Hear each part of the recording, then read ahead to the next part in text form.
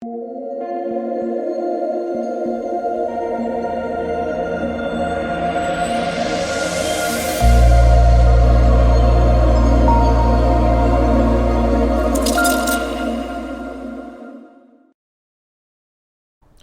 guys, I'm out of my local track and cutting some laps today with some EP touring car. I also brought my 990 electric, and I've had a lot of questions in regards to the build, the setup, and just general information, and I'll try and cover that today. Okay, here we have my 990 electric.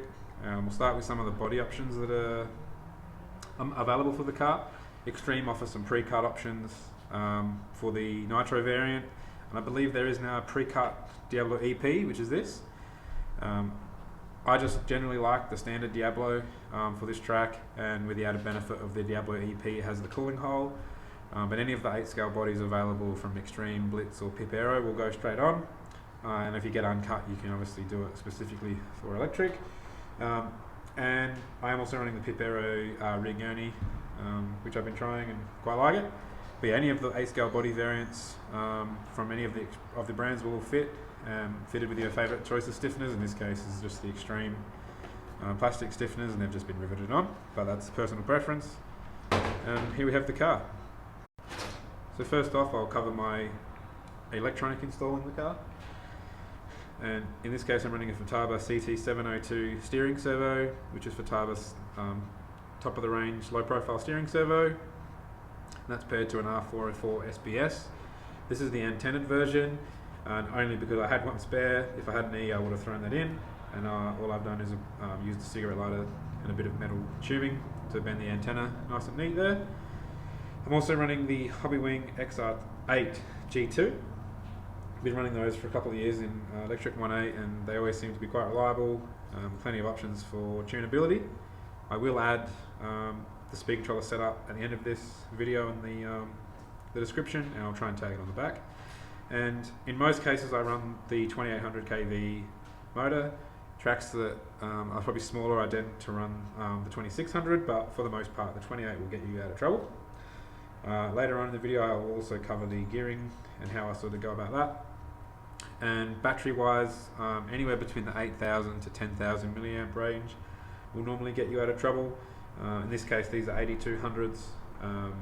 The extra weight going heavier doesn't seem to be as much of a downside as it is extra power and runtime. So I try to go for the biggest packs that I can get of some reasonable quality. The car does pull a lot of power, and for a 5 or 5.5 minute run, yeah, it's quite important I think to run the best batteries that you can afford or justify. And yeah, so that covers my electronic install, and we'll move over to some of the option parts that I'm running. So out of the box, nothing is really required.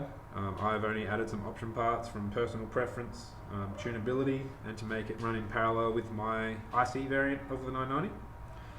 So some of the option parts that I'm running are the 990 Evo front bumper, slightly lighter than the original, a bit more surface area, and just generally more steering everywhere, and I tend to run that in most conditions. I'm also running the flex mount shocks, which are standard on the Evo variant, front and rear. And again, this is not required, it's just something I like to do. There's a larger range of shock positions. And that is with the flex mount, that's also paired to the carbon rear body post. Now on the electric variant, unfortunately if you decide to go to the flex mount shock mounts, you will have to purchase the carbon fiber rear body riser, purely because where the body mount would go forward on the other car, there is a top deck in the way. So if you would like to go down the flex mount route, just be aware you need to buy the carbon body mount as well. Again, this is not required, this is just a personal preference, but it is something quite nice. And that's it as far as option parts on the car. Oh sorry, I am running the hard upper front arms, which I've been running for probably 6 or 7 months on my Nitro car, and it's more or less a standard that I sort of go with straight away. Kit springs are fine, Serpent silvers on the front, Serpent pinks on the back. That's about it really. My normal build options that I've done, which I covered in a previous video with cutting the front sway bar links down.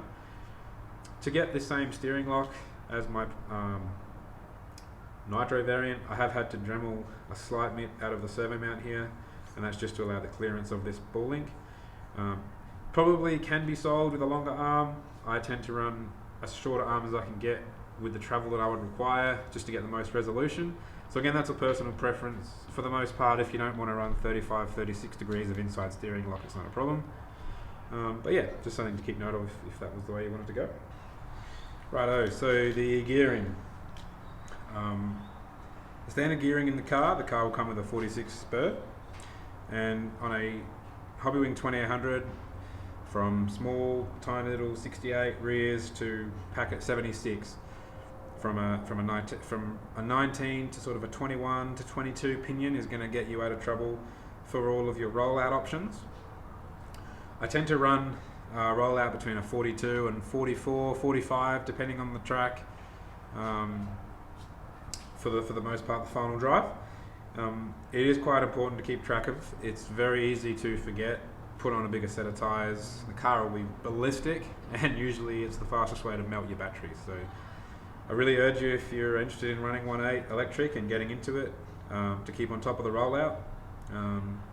You're better off being undergeared, doing a run and see where you're at, and then adjust from there. I set my cars up to do 5.5 minutes in case you get an extra lap in a race.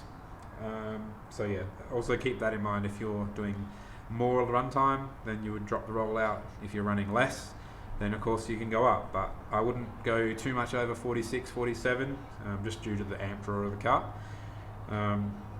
So yeah, I keep in my case 46 and 45 spurs, which is also available, and that full range of pinions, and that allows me to have a much finer adjustment in the rollout that I choose to go to throughout the day. If I'm going to rock up to the track, I would urge you to bring a couple or 3 or 4 sets of tyres that are all the same diameter. Purely it's just to save your time at the track. Obviously doing the calculations and changing the pinion is not super time consuming, but it's just another job that needs to be done, and I find I make less mistakes if I just rock up with the same sets of tyres and don't have to worry about gearing for the whole day. Of course, you can run the car with packet tyres, 76, that's no problem at all.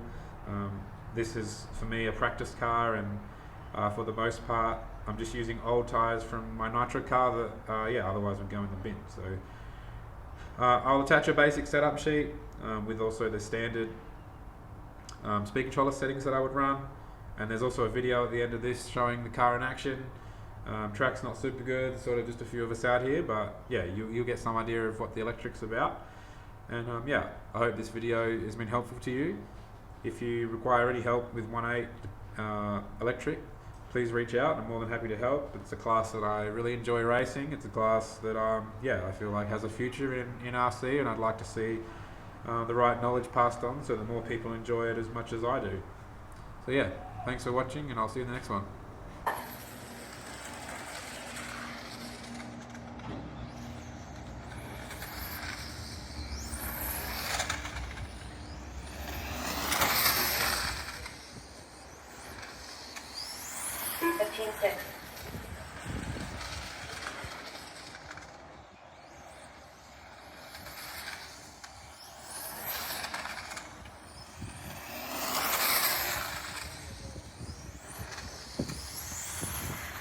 Seven.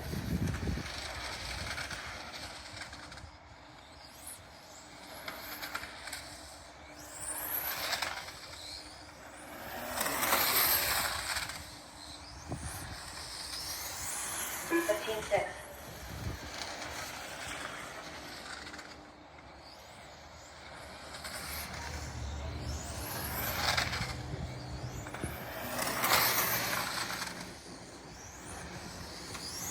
15-7.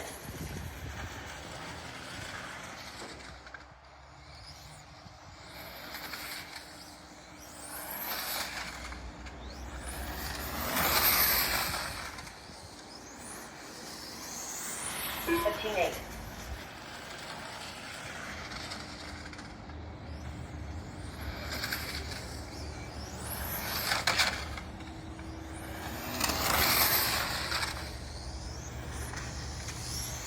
15-6.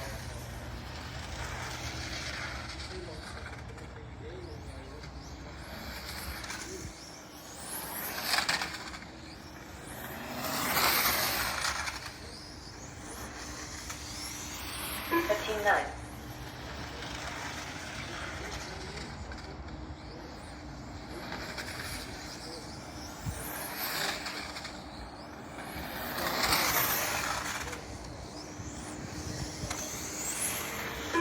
15 6.